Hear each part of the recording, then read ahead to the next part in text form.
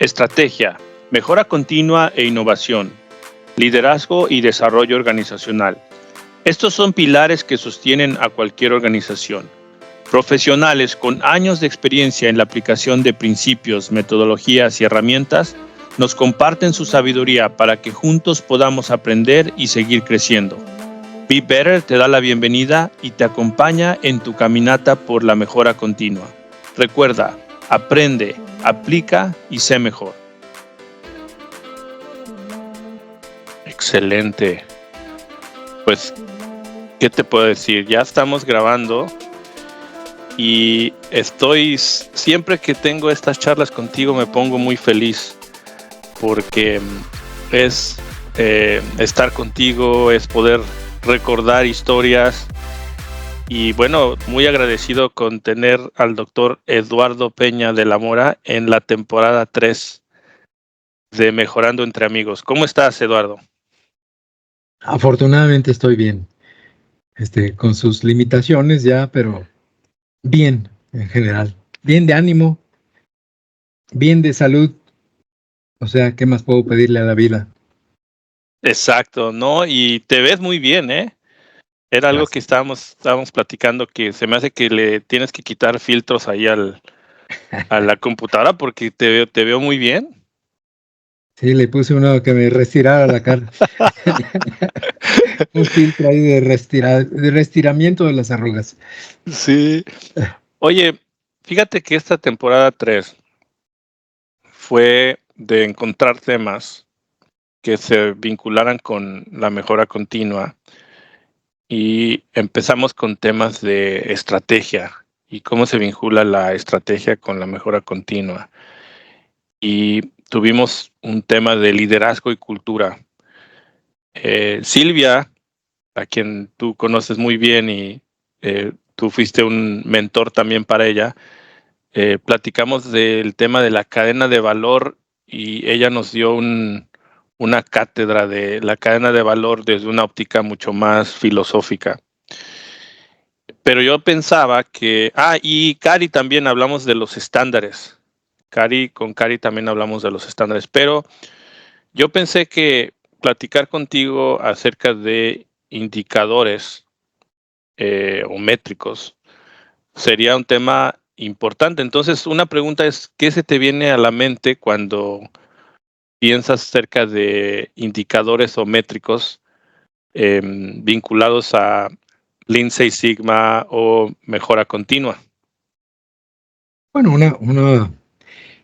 la primera cosa que se me viene a la mente es que los indicadores son extremadamente necesarios.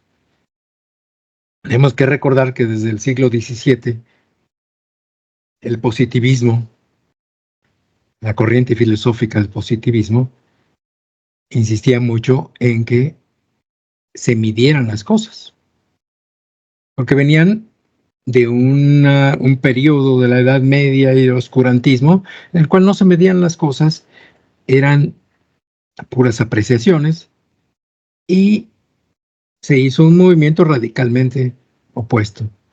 El positivismo insiste mucho en las mediciones. Incluso pues tenemos un dicho que lo que no se mide no se puede mejorar. Yo estoy de acuerdo. Si queremos mejorar a través de Lean, a través de Manufacturing o de Lean Six Sigma, pues tendríamos que estar midiendo. Pero lo que tenemos que estar muy conscientes es de que la medición no es cualquier medición. O sea, los indicadores están formados con mediciones. Entonces, tendríamos que asegurar siempre la confiabilidad y validez de las mediciones que van a formar parte de nuestros indicadores. Además, los indicadores tienen que tener un cierto sentido, ¿sí?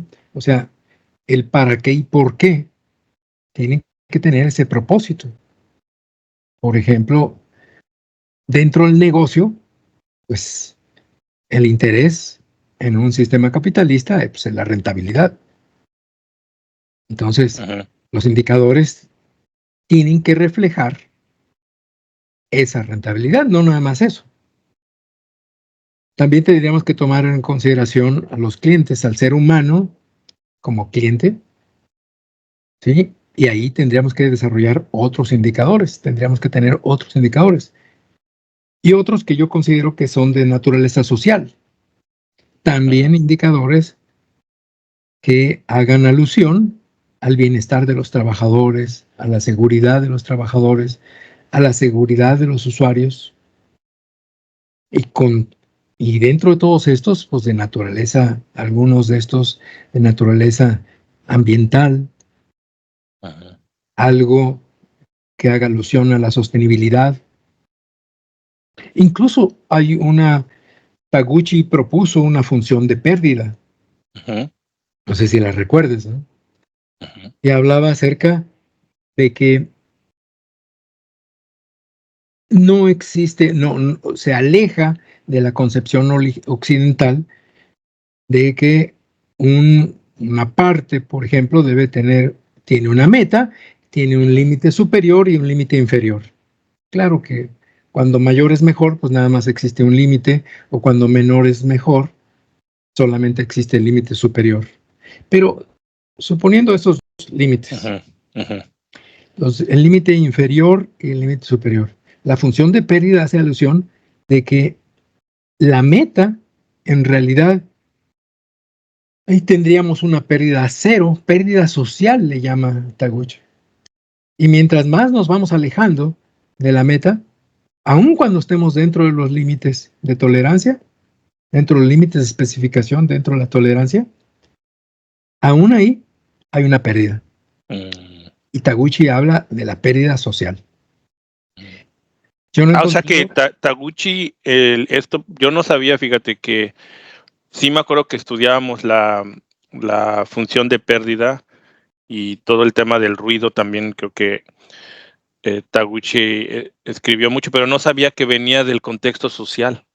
Sí. Y eso es muy interesante, muy interesante, porque va en contra de los principios de algunos de los indicadores que utilizamos, tanto en Six Sigma como algunos otros indicadores de calidad, ¿sí? Porque nosotros consideramos en calidad, usualmente, nada más lo que sale de los límites de especificación, o sea, lo que está fuera de tolerancias. Como defecto. Como defecto, ¿sí? Y ahí hablamos de partes por millón generalmente, o porcentajes de defectos. Pero Taguchi dice, no. Taguchi dice, mientras más te vas alejando de la meta, conforme te vas alejando, la pérdida empieza a reflejarse, pérdida social. E incluso matemáticamente utiliza la serie de Taylor y a final de cuentas, él lo que dice es que la función de pérdida tiene una forma parabólica. O sea, cuando estás cerca de la meta, pues la pérdida es relativamente pequeña, pero luego te vas acercando a los límites y la pérdida empieza a crecer rápidamente. Y a mí me atrae mucho eso de que habla acerca de la pérdida social. ¿Por qué? Porque en realidad cualquier exceso, por ejemplo, de desgaste, pues es una pérdida social. ¿Por qué? Porque vamos a requerir más materiales, más energía de transformación, porque vamos a tener que reemplazar aquello que se ha dañado, ¿verdad? Que ha disminuido su vida, por ejemplo.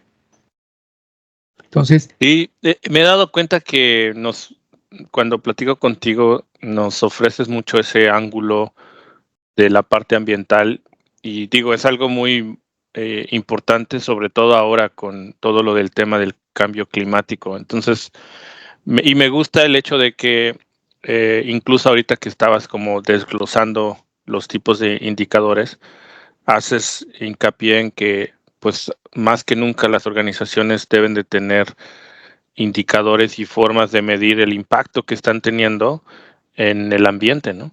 Claro, claro.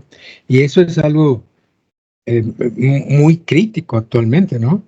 Porque nosotros tendríamos que tener una producción que sea a la vez sostenible. O sea, que usemos pocos recursos, los mínimos de recursos, para que no estemos explotando excesivamente, por ejemplo, nuestros los recursos que nos da el mismo medio ambiente o la tierra, ¿no? Y, por ejemplo, uno de ellos es muy importante, es el agua. ¿Sí? El agua, por ejemplo, los energéticos a partir de la quema de combustibles fósiles, ¿sí? Eso es muy, muy grave, que nosotros no prestemos atención a eso. Pero entran como un elemento más de la ecuación del costo, pero no con la conciencia de todas las consecuencias que eso tiene. ¿Sí? Y en esa parte yo me acuerdo que tú y yo teníamos muchas charlas y obvio nos enfrentábamos a retos en las organizaciones porque te acuerdas que bueno, utilizábamos mucho el sistema de producción Toyota como un tema de inspiración, ¿no? De cómo Toyota ha ido estableciendo sus filosofías. Y yo me acuerdo que eras muy apasionado del tema del corto plazo y del largo plazo. Claro. En los indicadores y cómo eso impactaba mucho la toma de decisiones. ¿Nos podrías hablar un poquito más de tu perspectiva en eso? Por supuesto. Yo creo que hay un pecado general en la mayoría de las empresas que solamente se fijan en el corto plazo. Y eso se ve reflejado en sus indicadores. ¿Sí? Por ejemplo, un objetivo, mejorar los procesos con el objetivo directo, principal, de mejorar la rentabilidad, es un error fundamental. ¿Por qué? Pues porque podemos cometer errores, por ejemplo, de naturaleza de seguridad, de ambientales, porque están enfocados al corto plazo, no enfocados al largo plazo, o sea, la sostenibilidad. Es muy grave no ver más allá del corto plazo. Se cometen errores muy severos. Yo no digo que no tiene que ser rentable una operación, tiene que serlo. Sin embargo, las mejoras no deberían estar directamente enfocados, su objetivo y sus metas no deben ser directamente la rentabilidad o la mejora de la rentabilidad. ¿Por qué? Porque cometemos errores fundamentales, y mucho tiene que ver con el corto plazo y el largo plazo, con el no respetar la sostenibilidad, por ejemplo, con no respetar, por ejemplo, al ser humano, la capacitación, el descanso, la seguridad del ser humano. Entonces, cometemos errores. Mejor es mejorar los procesos de raíz para que nosotros tengamos una mejor rentabilidad. Eso sí lo veo muy positivo. Pero ese es uno de los grandes errores, que los indicadores estén enfocados en la mejora de la rentabilidad de manera directa. Ahora, eso de la visión de corto plazo y largo plazo, en realidad, la mayoría se ven enfocados al corto plazo. ¿Por qué? Porque los accionistas exigen rentabilidad de sus acciones. Entonces, en muchas ocasiones se cometen errores fundamentales, como por ejemplo, cuando hay una baja de la rentabilidad, una de las cosas que se hace con mucha frecuencia es, por ejemplo, reducir el mantenimiento. Sí. Mantenimiento es una de las primeras. Reducir la capacitación de las personas. Correr a las personas. O sea, cortar de tajo a los empleados, a los trabajadores. ¿Qué consecuencias tiene? Bueno, la consecuencia positiva para los accionistas es que inmediatamente se va a ver la mejora de la rentabilidad en el siguiente estado de resultados. Ese es, todos están felices, pero no ven las consecuencias. Por ejemplo, una de las grandes consecuencias es, al deshacerse de personas, pues se pierde conocimiento. Y no se toma en consideración todos los costos asociados, o sea, no se tiene una gran visión. Por ejemplo, el reclutamiento cuesta, Ujú. la selección cuesta, la capacitación inicial de las personas cuesta, la rampa esa de productividad tiene su costo también. Y todo eso no se toma en consideración. Ándale, eso está muy bueno porque, o sea, fíjate, aquí algo que nos estás enseñando es que hay un error y que también tiene que ver con la medición, porque al no tener una forma de cuantificar esos otros gastos en los que una organización incurre, entonces pareciera que estás tomando una decisión que te ayuda en la rentabilidad cuando, como dices tú, es probable que en el mediano o largo plazo vas a perder más dinero, ¿no? Y me encantaría que también nos hablaras de este tema, pero en el contexto de la no calidad, porque ahí también nos pasamos mucho tiempo debatiendo y desarrollando conocimiento de los costos de la no calidad. ¿Nos podrías también ilustrar un poco en eso?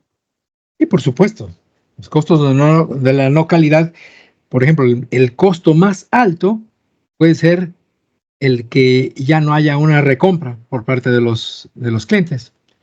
O puede ser que como la materia prima usualmente en todos los productos físicos es la que más valor tiene o más costo, es el mayor costo, eh, podemos estar desperdiciando más materia prima. ¿De qué manera podemos desperdiciar más materia prima? Bueno, por ejemplo, cuando tenemos nosotros personas que no están suficientemente capacitadas o con las suficientes destrezas. Y esa visión cortoplacistas de que parece ser que las personas son intercambiables, para mí es un error, porque no se toma en consideración todas las pérdidas que puede haber simplemente por dejar, por que los trabajadores no tienen la suficiente capacitación, las suficientes habilidades como para poder operar un proceso de manera eficiente. Y eso no se toma en consideración. Otro cortoplacista es, por ejemplo, el mantenimiento. Ujú. En muchas ocasiones se evita el mantenimiento porque sale caro. El mantenimiento es caro usualmente.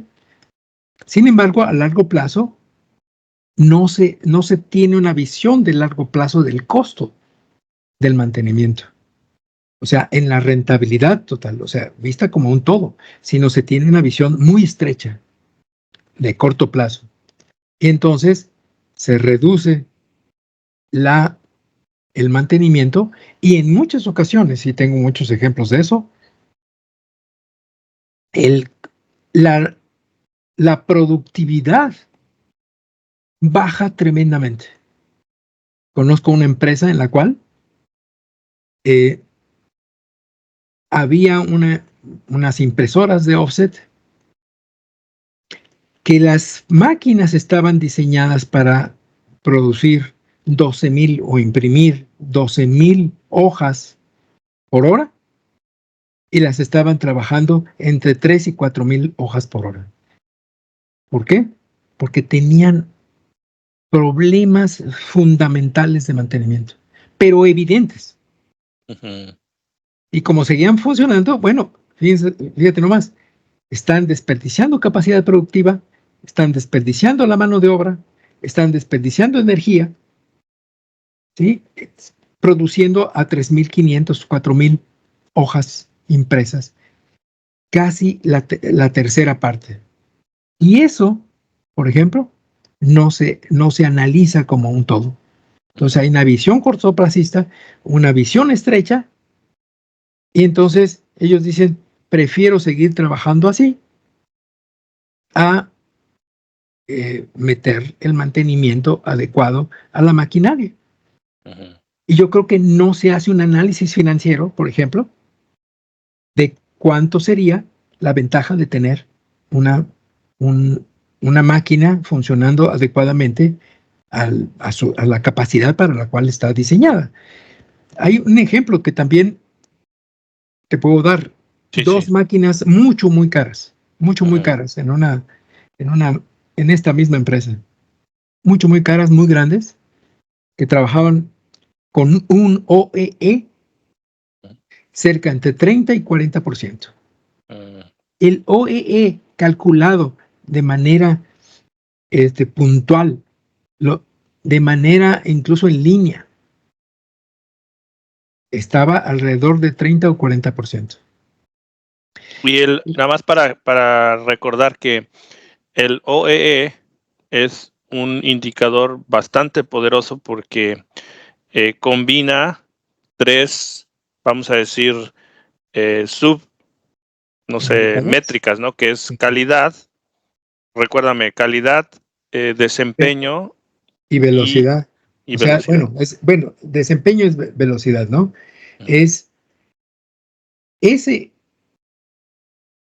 es el tiempo, nos hace falta uno. Nos hace falta el tiempo de operación, o sea, el tiempo que esté realmente funcionando. O sea, hay un tiempo que Disponibilidad, está ¿no? para la disponibilidad, es un porcentaje. Los tres son porcentajes. La disponibilidad es un porcentaje respecto de lo que debería estar, el tiempo que debería estar trabajando en la máquina, que tanto realmente está trabajando, está produciendo. La calidad también se ve como un porcentaje y la velocidad o desempeño, como tú le llamaste, eh, en que trabaja también se compara con respecto a una velocidad de diseño, una velocidad esperada. Ese OEE en esas máquinas estaba entre 30 y 40%. En vez de resolver los gravísimos problemas de falta de mantenimiento que tenían, ¿qué creen que hicieron? Se compraron otra máquina, ¿sí? Que costaba entre 3 y 4 millones de dólares. O sea, hay una irracionalidad. Cuando creemos que existe una racionalidad en las empresas, no necesariamente es cierto, ¿sí? Ujú. No No, necesariamente es cierto, porque se ve, porque siempre se ve, bueno, muchas veces se ve una visión muy estrecha ujú. y un corto plazo. Otra parte donde me acuerdo, por eso te dije que este tema nos daba para mucho, porque otra, otra etapa en la que tú y yo nos enfrascábamos en ciertos temas filosóficos era este tema de los indicadores, pero con la dimensión financiera en las organizaciones, en el sentido de que si, por ejemplo, quieren meter una iniciativa de Lean Six Sigma, pero la parte de la contabilidad financiera no se alinea con muchos de los principios y filosofías de Lean, es muy difícil. Y después de que tú y yo nos enfrentamos a muchos de estos retos, yo todavía en el siguiente trabajo que tuve, llegué y lo primero que me encontré era que medían, vamos a decir, la productividad con una métrica que era de horas ganadas. Y horas ganadas lo que quería decir era volumen de producción. Entonces imagínate qué difícil el querer meter una metodología como Lean, que más bien eso lo ve como un desperdicio. Entonces, me encantaría que nos platicaras de tu experiencia en esto, porque sé que también eso te apasiona. Sí, sí, o sea, una cosa es el output, la salida. Y la salida, según Lean, debería estar totalmente sincronizada con la demanda. Eh, y cuando muchos indicadores nos invitan a producir de más, porque los gastos fijos van a representar cada vez porcentualmente una parte más pequeña, entonces muchas personas optan por indicadores que precisamente les permiten a ellos aumentar su salida aunque no se necesite. Y eso de nuevo es una visión de corto plazo y muy estrecha. ¿Por qué? Porque no están viendo el todo. Están viendo una parte. A lo mejor la línea de producción se ve muy eficiente, pero al final de cuentas el negocio no. No puede ser tan eficiente. Entonces, es de nuevo, viene a colación esa visión estrecha y cortoplacista que perjudica a final de cuentas, ¿no? E incluso perjudica el negocio. Y perjudica también cuestiones sociales, ambientales, sostenibilidad y otras tantas cosas, ¿no? Y fíjate, por ejemplo, eso que se me vino a la mente esta cita que dice, en la forma en la que nos miden es la forma en la que nos comportamos. Claro. Y me vino a la mente ahorita este tema de están estos KPIs, ¿no? Los indicadores de desempeño, pero ahora han estado metiendo mucho unos que se llaman los indicadores de comportamiento, los Key Behavior Indicators, ¿verdad? De comportamiento.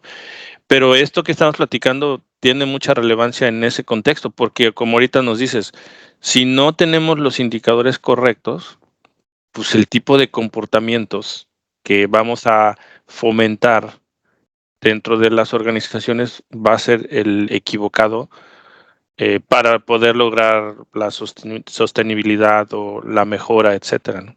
Claro. Y mucho de esto tiene que ver con la departamentalización, como el que no se ve el todo.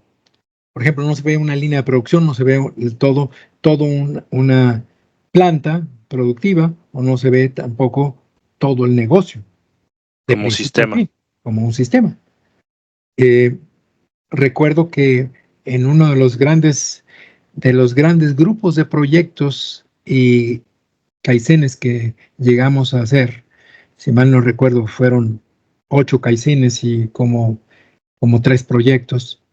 Teníamos un desperdicio en el transporte tremendo de productos electrodomésticos.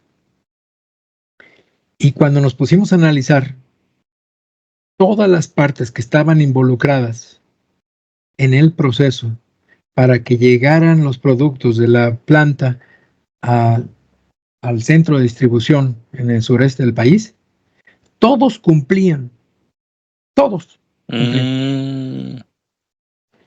Sin embargo, el producto llegaba dañado y había una cantidad de millones, si mal no recuerdo, 20 millones anuales de desperdicio en esa ruta nada más. Todos cumplían. Cumplía el que diseñó el empaque, ¿sí? Cumplían los que movían, los montacarguistas que movían los aparatos. Cumplían los que llenaban el cubicaje en los trailers que estaban haciendo la transportación. Cumplían los que descargaban los trailers. Sin embargo, esos cumplimientos en realidad lo que hacían era dañar el producto. El que hacía el que diseñó el empaque de los productos estuvo dentro de los márgenes que le dieron económicos. Entonces, querían un producto, unas cajas, un producto de embalaje muy pequeño, muy bajo. Entonces, no limitaba el número de electrodomésticos que podían mover los montacargas. Entonces, él cumplió. Los montacarguistas, ¿qué hacían para cumplir? Para transportar a la velocidad que querían que transportaran de la línea de producción al almacén y del almacén a los transportes. ¿Qué hacían? Le incrementaban la presión a las dos placas, ¿sí? Y no estaban diseñadas, le aumentaban así para que pudieran apilar más. Y entonces en un solo viaje llevar 4, cuando en realidad nada más se debería llevar 2. Entonces, como se les caían, Entonces aumentaban la presión hidráulica de las dos placas. Y luego los que cargaban en los vehículos tenían que utilizar un porcentaje determinado de carga. Entonces lo que hacían era que metían refrigeradores a la fuerza en los espacios que les quedaban arriba. Llegamos a detectar incluso que los golpeaban porque les costaba trabajo meterlos, entonces los golpeaban para que pudieran entrar.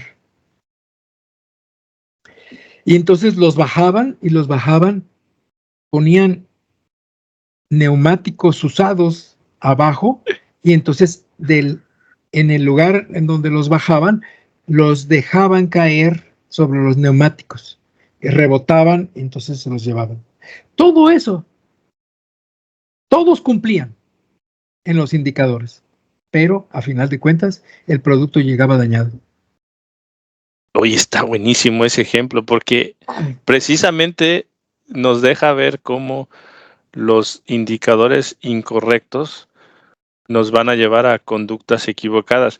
Digo, nada más para los que nos han estado escuchando, porque Marco hacía mucho énfasis en el tema de la Gemba, ¿no? Y entonces, ahorita que nos estás tú platicando, pues fue hasta que visitaron la Gemba que se dieron cuenta de las atrocidades que estaban sucediendo para poder resolver el problema, ¿no? Claro.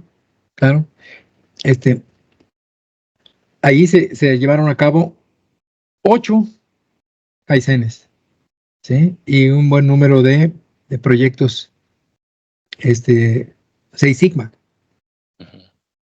Y fue muy interesante, porque en realidad tú no podrías juzgar que no estaban cumpliendo, todos estaban cumpliendo. Pero al final de cuentas dañaban el producto. O sea, la selección de los indicadores en el negocio deben ser con una visión amplia. Ahora, como estamos nosotros trabajando de manera departamental, no tenemos esa visión. Entonces, ¿qué se hace? Pues se ponen indicadores para tu sección de tu línea de producto, ¿no? De tu producción, de tu cadena de valor. Y entonces de ahí te empiezan a cometer errores tremendos, ¿no? Fíjate que por eso también a mí me gusta mucho el tema de estrategia en meterlo dentro de todo esto, porque cuando tú haces un buen trabajo a nivel organizacional, o incluso hasta podríamos decir de un área, un departamento, haces un buen trabajo de un desarrollo estratégico, y sobre ese mismo desarrollo estratégico inviertes en, como dices tú, el tipo de indicadores que son más sistémicos. Entonces de ahí el cascadeo se puede facilitar, ¿no? Pero muchas veces, como estamos platicando, si nada más te estás enfocando en los métricos financieros de corto plazo, no, pues te va a llevar a una serie de decisiones y elecciones de indicadores malos. Claro. Fíjate, estuvimos empezando a trabajar en una empresa que produce tela no tejida, non-woven, le llaman. Y tiene muchísimas aplicaciones. Ahí aprendí un montón de aplicaciones en médicas, en la limpieza de las casas, en los automóviles, en un montón de cosas. Y nos pidieron que les ayudáramos. Y lo primero que hicimos fue ver lo que tenían en el almacén de producto terminado. El almacén de producto terminado estaba rebasado por completo. Tenía un montón de producto en los pasillos. Producto terminado en el pasillo bueno, y producto que no cumplía con los estándares de calidad en los pasillos. Entonces eso limitaba mucho. llegamos a sacar, como se suelen hacer se suele medir en función del dinero, lo que tenían almacenado ahí, tenían 1.7 años de producción. ¡Años! Años de producción. Wow. Mucho de ella obsoleta. Cuando nosotros les hicimos las propuestas, una de ellas fue el que se deshicieran del producto obsoleto. ¿Sí? Pero sus indicadores financieros no se los permitían.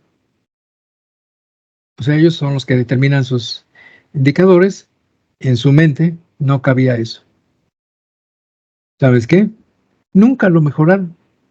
El gerente de planta nos rogaba que le ayudáramos a resolver los problemas de sobreproducción y producción de defectos. Tenían muchísimos defectos. Y no eran capaces, los dueños nunca fueron capaces de decidir deshacerse del producto que tenían en el almacén. Sí, tenían que cambiar un paradigma muy fuerte en la forma en la que ellos concebían sus indicadores financieros. Por supuesto. Y no nomás eso, sino que eso les causaba un montón de efectos también. ¿Qué hacían? Sí, claro. No encontraban el producto. Sabían que lo tenían, pero no lo encontraban. Pues claro, lo tenían amontonado, se les echaba a perder, se les llenaba de polvo, se dañaban los rollos. Para serte franco, no les gustó la solución que les dábamos, que era una solución de raíz, de hacer una limpieza profunda del almacén y después irnos a los pasillos porque en realidad era prácticamente imposible, o sea, era dificilísimo moverse a través de los pasillos por tanto material que tenían ellos, obsoleto, o sea, producto terminado y también de defectos. Entonces, pues está difícil. Si no tienes los indicadores adecuados y lo ves a largo plazo, entonces, pues difícilmente vas a tomar buenas decisiones, ¿no? Exacto. Oye, pues ya nos tenemos que ir, nos podríamos seguir aquí charlando de este tema. Me encanta que nos hayas ilustrado y nos hayas dado una perspectiva muy buena acerca del tema de los indicadores y cómo se vinculan con la parte de Lean y mejora continua. Pero me gustaría que nos dijeras si alguna persona está empezando con este tema de mejora continua o Lean Six Sigma, ¿cómo empezar? O sea, ¿cómo empezar desde el ángulo de los indicadores? ¿Qué consejo nos darías en este tema de indicadores Lean Six Sigma o mejora continua? Bueno, obviamente que nosotros diríamos que los que deben de tener los indicadores que deben de tener prioridad son los indicadores estratégicos, los que están vinculados a la estrategia de la empresa. Porque si no lo haces así, o sea, si no te fijas en eso, si no empiezas a mejorar los indicadores que le interesan directamente al negocio, difícilmente van a tener apoyo para poder hacer las mejoras que se requieren. ¿Sí? Excelente punto. Entonces, y otro punto, por ejemplo, muchos de los indicadores de naturaleza absoluta son de interés de la compañía. Para poder ser analítico, una persona que va empezando, no debe fijarse tanto en los indicadores absolutos, sino en los relativos. A ver, eso explícanos un poco más. Sí, para ser analítico, para encontrar las posibles causas de que están limitando o están perjudicando los indicadores, a final de cuentas, tienes tú que hacer análisis de naturaleza relativa, no de naturaleza absoluta. ¿Sí? O sea, por ejemplo, tú no te puedes ir a decir, ¿cuál es por ejemplo, los paretos? Los paretos, si los hacemos con valores absolutos, a lo mejor podemos ver que hay un gran defecto, ¿no? Hay uno que se lleva la mayoría del defecto. Sin embargo, a lo mejor ese indicador o esa barra que nos muestra a nosotros que tenemos la mayor cantidad de defectos ahí, a lo mejor no es el que nosotros debiéramos estar atacando desde el punto de vista analítico. ¿Por qué? Porque a lo mejor existe otro que nos puede dar de manera relativa el costo. Por ejemplo, si nos basamos en cantidad de ppm o nos basamos en costo, sería diferente la decisión. Ahora, para que nosotros entendamos las posibles causas, tendríamos que irnos a valores relativos y no absolutos. Claro que a las empresas les interesan los valores absolutos. Por lo tanto, a nosotros también nos debe de interesar, pero de manera secundaria. Desde el punto de vista analítico, nos deben interesar más los valores relativos. ¿Sí? Excelente. Por ejemplo, a lo mejor tenemos un producto que tiene una gran cantidad, tiene una producción muy alta. Su valor relativo de defectos a lo mejor es bajo, pero de manera absoluta es alto. Entonces nosotros debemos entender muy bien los indicadores relativos y diferenciarlos de los absolutos. Y usualmente el análisis tiene que estar basado en el valor absoluto, el relativo, perdón. Entonces, ahorita me vino a la mente un caso que ese me pasó a mí, y digo, porque es que esto de los indicadores da para mucho, ¿no? Porque puedes verlo en temas, por ejemplo, de proyectos, puedes verlo, como decías tú, en temas de personal, culturales, etcétera, ¿no? Pero esto que me pasó a mí fue que había un proyecto que me asignaron a mí de retornos. O sea, estaban regresando muchísimas partes, y entonces el presidente de la compañía dijo, no, pues estamos perdiendo millones y millones de dólares. Y me lo encargaron a mí. Y es aquí donde también el tema metodológico ayuda mucho, ¿no? Porque entonces en la definición, siguiendo la metodología del DMAIC, definir, medir, analizar, mejorar y controlar, entonces yo me dediqué a hacer una línea base. Y en la línea base medimos, ¿verdad?, cuál es el estado actual. Y ya, como decías tú, que fui analizando la parte más de nivel bajo y segmentando, pues no era cierto. O sea, en realidad el valor del proyecto era muy bajo. Y fue un reto el tener que enfrentar a los directivos de la organización con datos y decirles, no, es que esto que ustedes ven, que piensan que es un proyecto de millones, ya cuando lo analizas, en realidad era un proyecto que no ameritaba el esfuerzo que se iba a hacer. Digo, como un ejemplo de este tema de indicadores. Ajá. Pues sí. Muy bien, Eduardo, pues, ¿algo más que quieras compartir antes de cerrar la sesión? Bueno, lo que siempre he propugnado, en primer lugar, tienes que tener buenas mediciones para tener buenos indicadores. O sea, una cosa es la confiabilidad y la validez, y tienen que ser válidos los indicadores para aquello que realmente, aquella cualidad que quieres medir del negocio. ¿Sí? Porque la confiabilidad la puedes obtener a través de la repetibilidad y reproducibilidad. Sin embargo, el indicador debe de enfocarse realmente a lo que le interesa al negocio, lo que le interesa al cliente, lo que le interesa al medio ambiente, a la seguridad, etcétera. Realmente, reflejar aquello que que realmente le interesa a la sociedad, si nos vamos con Taguchi, ¿verdad? A cuidar la pérdida social, pues. Ujú. Y después, ya que tenemos nosotros un buen indicador, pues apegarnos al método para realmente mejorar adecuadamente, mejorar los procesos y que eso nos den como resultado una mejora de la rentabilidad. ¿Sí? Ese es Excelente.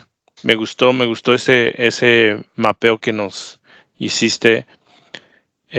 Y pues muchísimas gracias, Eduardo, como siempre, por tu tiempo. es un gusto.